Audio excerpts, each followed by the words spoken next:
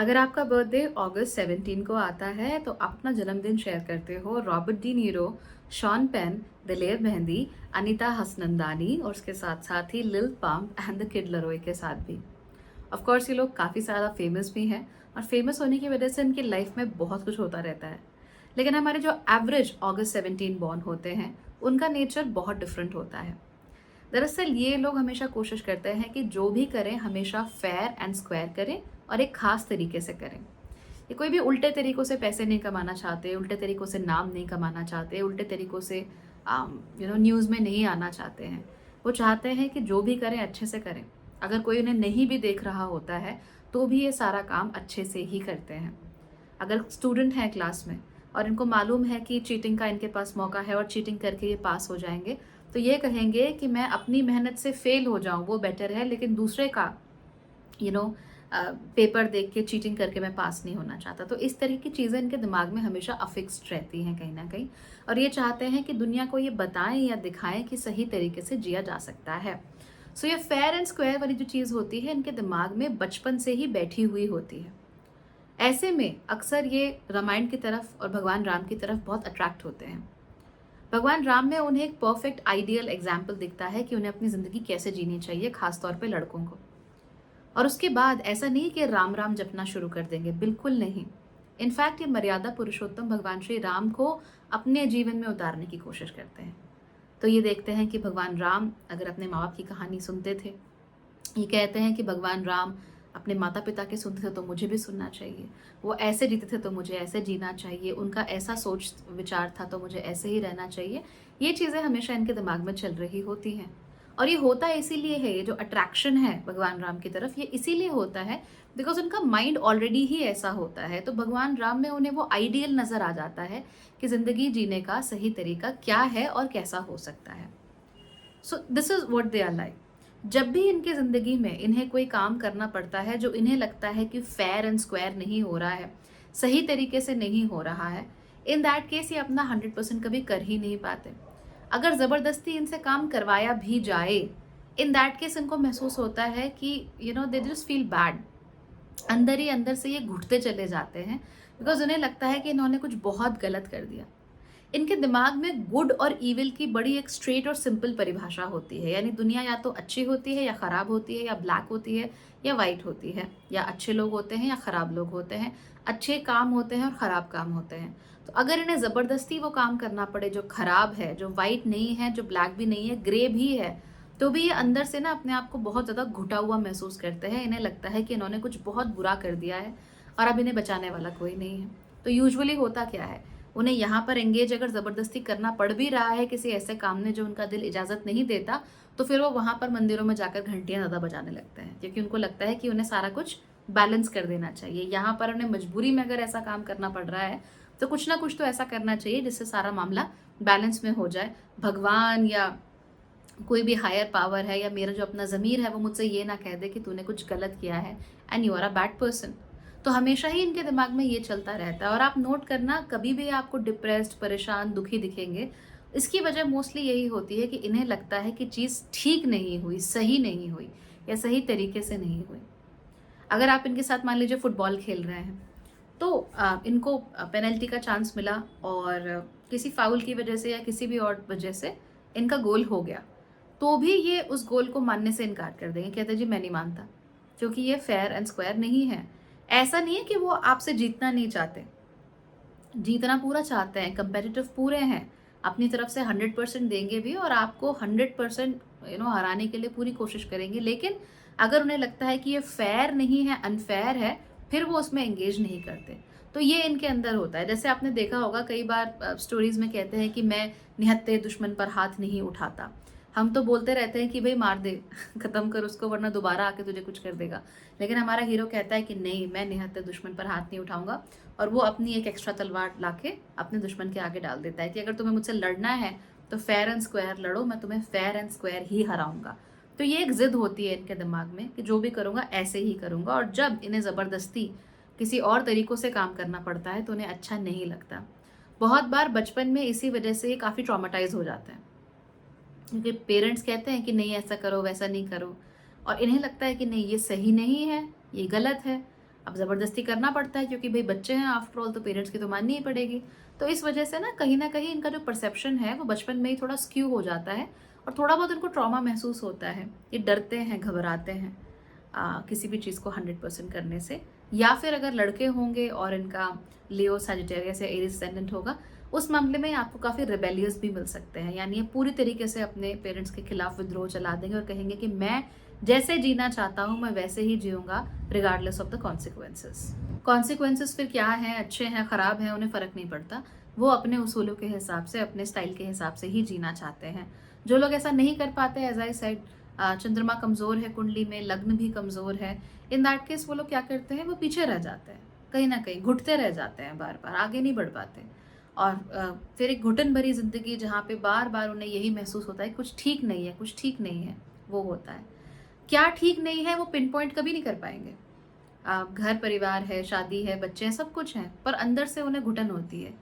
तो कभी नहीं बता सकते कि मुझे इस बात से चिढ़ हो रही है। दरअसल वो बहुत लंबे समय से ये उनके अंदर उबलता रहता है और तब जाके कहीं एक दिन फूटता है उनका गुस्सा। जैसा कि मैंने कहा, इनका एक बेहद स्ट्रॉन्ग कोड ऑफ एथिक होता है और ये उसी को फॉलो करते हैं। उससे 1 इंच भी इधर उधर जाना इन्हें पसंद नहीं होता है। इनका हर काम करने का एक सिस्टम होता है, एक प्रोसेस होता है। उस सिस्टम या प्रोसेस से भी 1 इंच इधर उधर जाना इन्हें पसंद नहीं होता। और यही चीज़ ये अपने रिश्तों में, अपनी फ्रेंडशिप्स में भी इस्तेमाल करते हैं। अगर दे आर स्ट्रॉन्ग इनफ और आप ऐसे नहीं हो, आपका कोई कोड ऑफ एथिक नहीं है, आप किसी भी तरह से चलते हो, आपने कुछ सोचा नहीं है, आपकी कोई प्लानिंग नहीं है, आपको कोई सिस्टम नहीं है, तो ना तो ये आपके दोस्त बन सकते हैं और ना ही आपके साथ ये लोग रिलेशनशिप में आ सकते हैं। That is very simple. इनका एक कोड ऑफ एथिक है, इनके उसूल हैं। आपके भी जो उसूल हैं वो इनके साथ बहुत क्लोज होने चाहिए, या कम से कम आप तैयार होने चाहिए इनके कोड को अपनाने के लिए। अदरवाइज इनके साथ किसी भी तरीके से किसी भी रिलेशनशिप में रह पाना बड़ा मुश्किल है।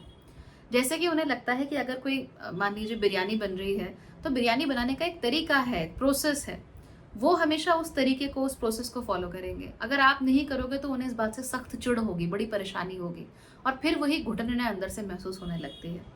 कई बार इसी वजह से इनके रिश्ते बहुत लंबे टिक भी नहीं पाते और जब टिकने होते हैं तो जिंदगी भर टिकते हैं। अगर उन्हें अपने ही उसूलों जैसा कोई मिल गया जो ऐसे ही फॉलो करता है, श्री राम को सीता मिल गई तो ठीक है, नहीं मिल पाई अगर, तो फिर बार बार they go through a lot of heartbreaks, बहुत प्रॉब्लम होती है इन्हें और फिर इन्हें लगता है कि इन्हीं में कुछ प्रॉब्लम है, इन्हीं के अंदर कुछ गड़बड़ है। अपने कोड्स को फॉलो करना कभी भूलते नहीं है, वो जरूर फॉलो करेंगे, लेकिन फिर उन्हीं कोड से इन्हें अंदर ही अंदर थोड़ा इरिटेशन, थोड़ी नफरत भी होने लगती है। सोचते हैं कि काश मैं ऐसा ना होता तो आज मेरे पास कोई ना कोई होता, मैं अकेला नहीं होता। तो ये चीज़ इनके अंदर हद से ज़्यादा होती है। लेकिन इतना कुछ सोचने के बावजूद भी कभी भी अपने उसूलों को ये छोड़ते नहीं हैं। 17 अगस्त को जन्म लेने वालों का एक perfect example Robert De Nero है। आप जब भी उन्हें देखेंगे वो हमेशा प्रिम एंड प्रॉपर होते हैं, कभी भी आप उन्हें इम्प्रॉपर नहीं देखोगे।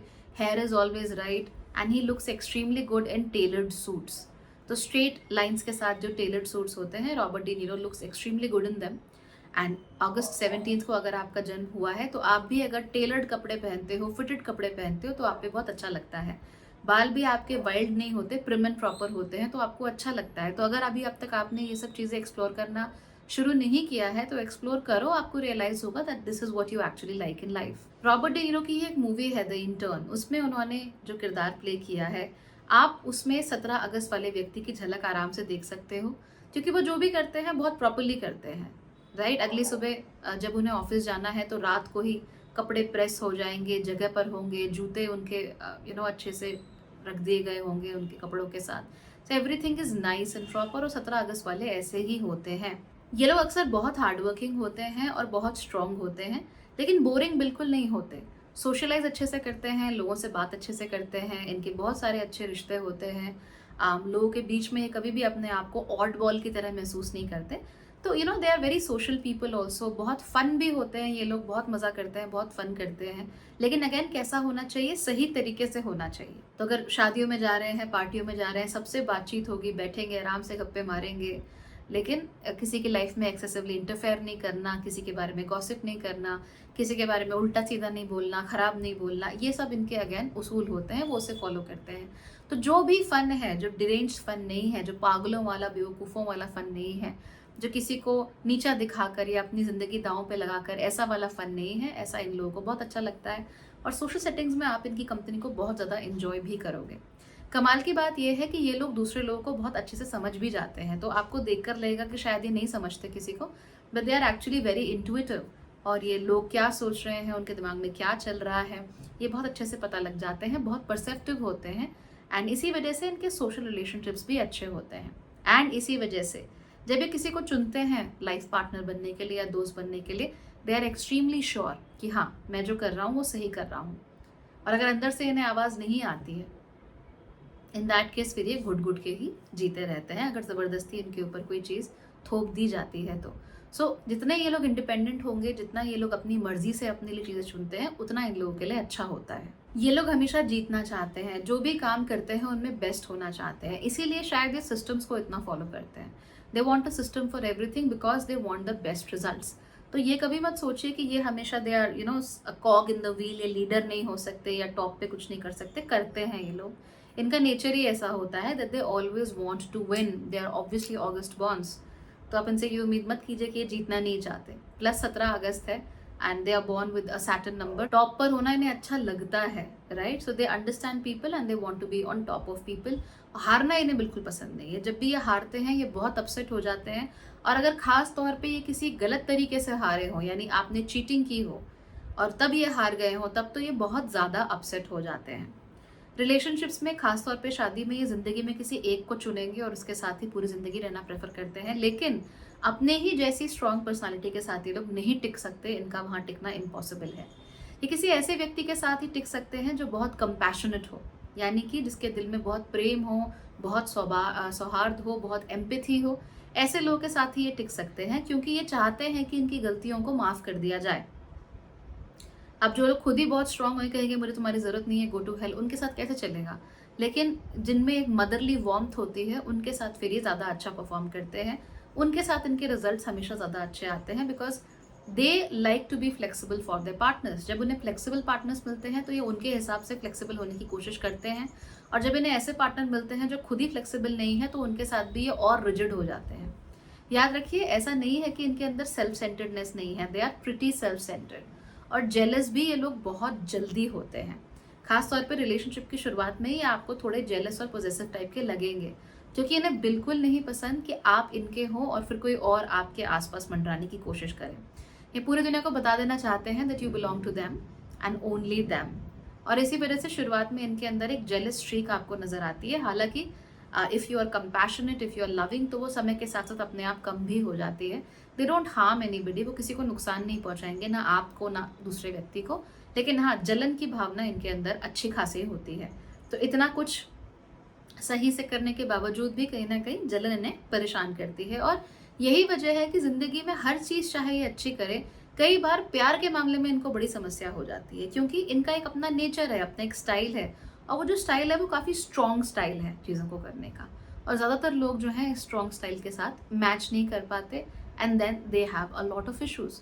इनके खुद के साथ प्रॉब्लम ये होती है कि क्योंकि ये हर चीज़ तो प्रिम एंड प्रॉपर रहते हैं, सिस्टमैटिकली करते हैं, लेकिन प्यार में तो कुछ सिस्टमैटिकली होता नहीं है। रिलेशनशिप्स में भी आप बहुत ज़्यादा सिस्टमैटिक तो हो नहीं सकते, थिंग्स कीप ऑन चेंजिंग, चीज़ें बदलती रहती हैं। तो स्टेबिलिटी चाहिए, रिजिडिटी नहीं चाहिए, फ्लेक्सिबिलिटी चाहिए, बेवकूफ़ी नहीं चाहिए। ये जो एक तरह का पर्सन है जो इनको अपनी ज़िंदगी में चाहिए, ढूंढना थोड़ा मुश्किल हो जाता है। प्लस इनके अपने emotions they go all over the place. इन्हें जलन भी होगी, कुड़न भी होगी, पॉसेसिवनेस भी होगी। तो ये समझ नहीं पाते हैं कि इनको हैंडल कैसे करना है, इनको हैंडल करने का सिस्टम क्या है, प्रोसेस क्या है। ज़्यादातर लोग बता भी नहीं पाते, समझा भी नहीं पाते, इस बारे में बात करना भी बहुत मुश्किल होता है। एक बार अगर ये इमोशनल रेगुलेशन अपना सीख लें, then they are able to make things better. But अगर नहीं सीख पाते तो कॉन्स्टेंटली फिर रिलेशनशिप्स में यही इनकी आदत आने लग जाती है, और फिर कोई रिलेशनशिप बनने से पहले ही इनके बहुत सारे रिलेशनशिप खत्म भी हो जाते हैं। So that's what you notice with them. अगर आप इन लोगों को प्यार करते हो, इनके साथ काम करते हो, या कैसे भी आपकी फैमिली में, आपके फ्रेंड ग्रुप में ये लोग हैं, तो रिमेंबर ऑलवेज बी फेयर। हमेशा इन्हें फेयर मौका दो और खुद को भी फेयर मौका दो। अगर आप एक्सेसिवली सेल्फ सैक्रिफिशियल हो तो भी ये आपको पसंद नहीं करेंगे। अगर आप एक्सेसिवली फ्लेक्सिबल हो तो भी पसंद नहीं करेंगे। आपके भी अपने उसूल होने चाहिए, आपके भी अपने रूल होने चाहिए। ये आपकी ज़िंदगी में कभी एक्सेसिवली इंटरफेयर भी नहीं करेंगे, और ना ही ये चाहेंगे कि आप इंटरफेयर करो।